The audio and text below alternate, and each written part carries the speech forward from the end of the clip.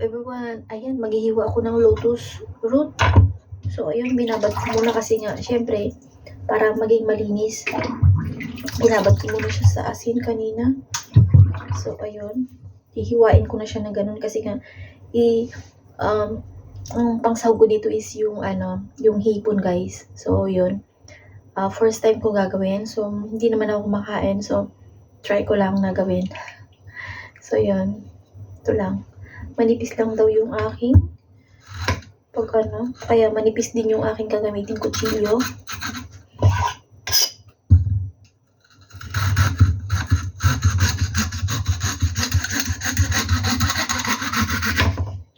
Yan. Manipis lang para mabilis din maluto. So, kailangan dahan-dahan na na hiwain. Yan. Oops. Ay, nadali ko siya. Ano yan? Hindi naman yan maiiwasan talaga ng yung yan. Okay.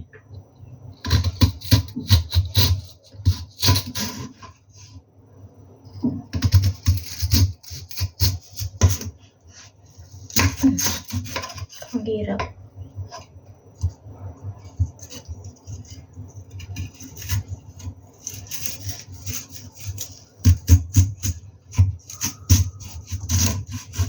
Hindi talaga maiwasan na mabiyak ka, guys. So, yun, babad ko ulit siya sa kasi nga, ganito pala yun. Pag nabutasan yung lotus root, nagiging din siya yung, madumi. Madumi din yung loob niya. So, kailangan muna siyang ibabad talaga. Dahil, nilinis ko yung loob. Ayan, nakita niyo yun, guys. Nilinis ko yung loob niya. Brinash ko talaga siya.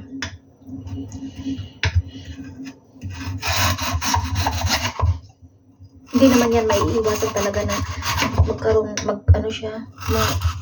ganyan, diba? Hindi naman lahat buo eh.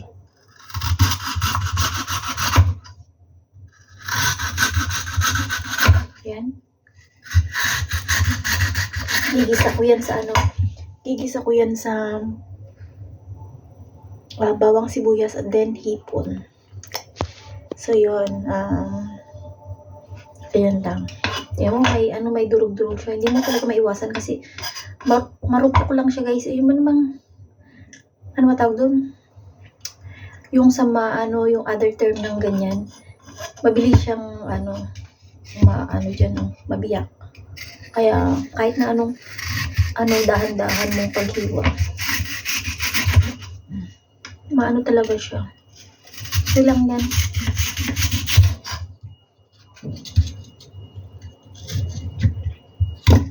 Diba? Ganyan lang yan.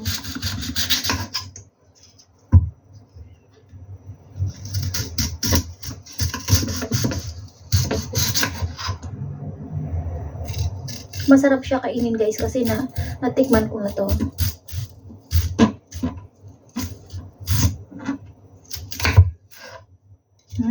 Na siya talaga, hindi mo talaga maiwasan na maging buo. Mayroon man buo, pero konti lang.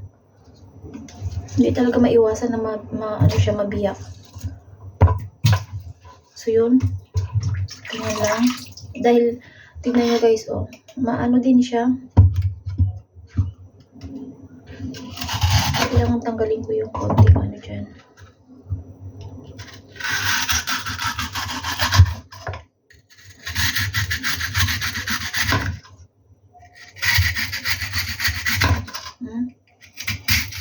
Pero masarap siya, guys, itong lotus root. Ginagawang soup, pwede rin siya. Pero sinabi sa akin kasi kanina na daw, tingnan nyo, meron anuin ko na lang yan. Igisa ko daw sa hipon. Igisa ko sa hipon ito. So, yun, prepare ko lang. Para sa ganun, mabilis nang magluto mamaya.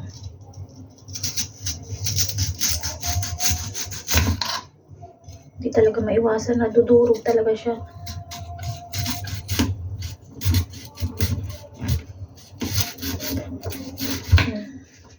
Diba? Kaya kailangan tignan ko yun. Ano kasi may dumi eh. Kailangan ko tanggalin.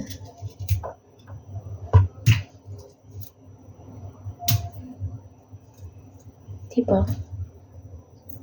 Yun lang.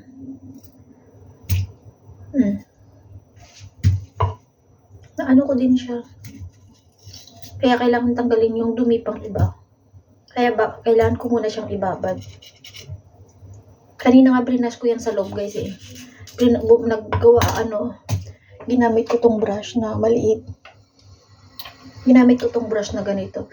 Para pang ganon siya. Yung nililinis ko talaga.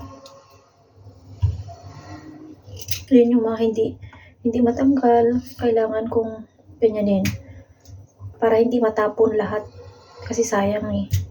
Kaya pinipili ko yun. Yung pwedeng pakinabangan pa.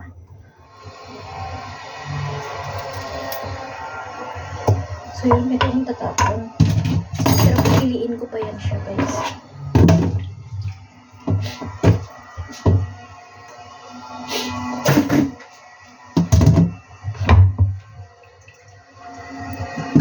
Yung katulad niya, mayroon siyang dito.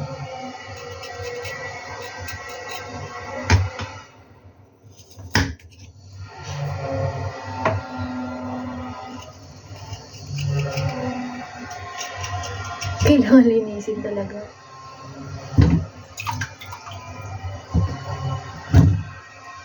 Hindi mo talaga maiwasan yung dumi sa loob. Kasi yung yan, maraming butas yan guys, yung lotus root eh. Marami siyang butas sa loob. Napapasukan niya ng Kasi pag binibenta nila rito, ito sa palengke, nilalagyan guys ng na tinatabunan nila yan guys ng lupa, ganun. Kahit na siya, may mga lupa-lupa. Kasi mas maganda daw yung may lupa-lupa eh. Kasi parang fresh pa rin daw siya. Kaya nagtataka ako, bakit nilalagyan nila ng putik? Oo guys, nilalagyan nila ng putik tong lotus root. Kasi nga, yun ang sabi na pagpa-reserve ng freshness itong lotus root pag natatabunan siya guys ng na mga lupa, ganon. Lalo na yung basang lupa guys, babasahin nila yun, parang mud na siya, mangyayari nagiging mud na siya, kala mo hindi makakain, pero pag hinugasan mo siya ng gusto, ayun. Kaya kailangan ko munang isok muna siyang mabuti para sa ganon matanggal lahat yung dumi niya. Yan. Pero kanina bago ko hinugasan ko na siya ng mabuti. Pero kailangan ko pa rin siyang ilabad kasi kailangan talagang mahugasan ng maayos bago siya And then, tingnan nyo guys. Ilang beses ko yan nahuhugasan. Meron pa rin siya Nakikita pa din. Nakikita pa din yung dumi-dumi niya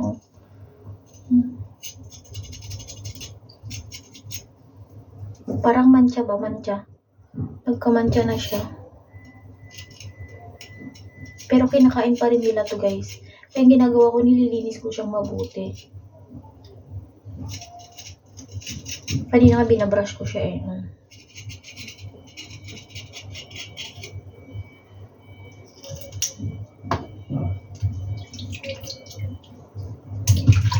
Kaya kailangan muna siyang ibabad ng mabuti.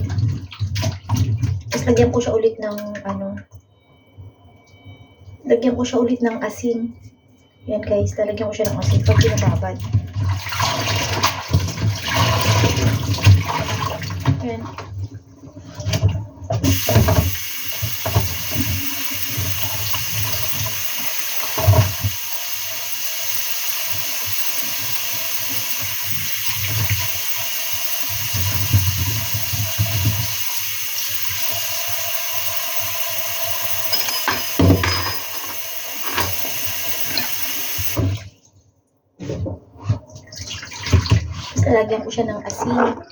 Lagyan ko siya ng asin.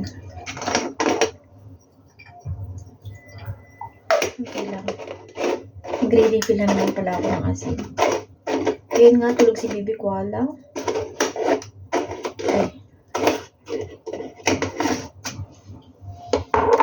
So, ayun. Ito, meron ano.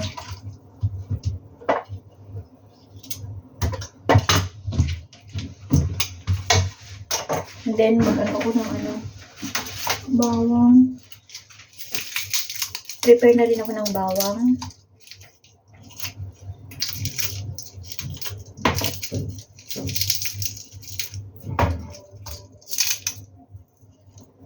Dalawa lang yan, okay na yan. Bawang lang. Bawang lang, okay na yan, guys.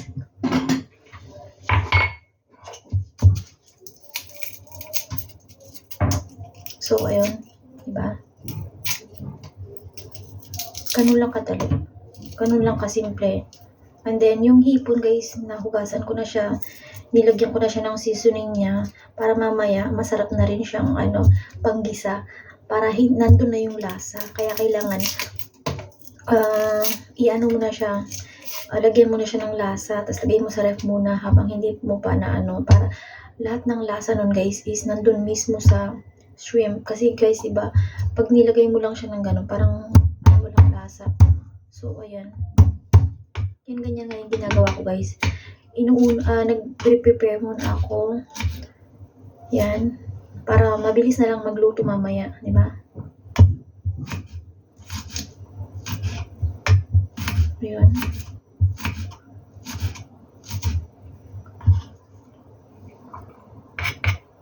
Ganun lang kasimple, guys.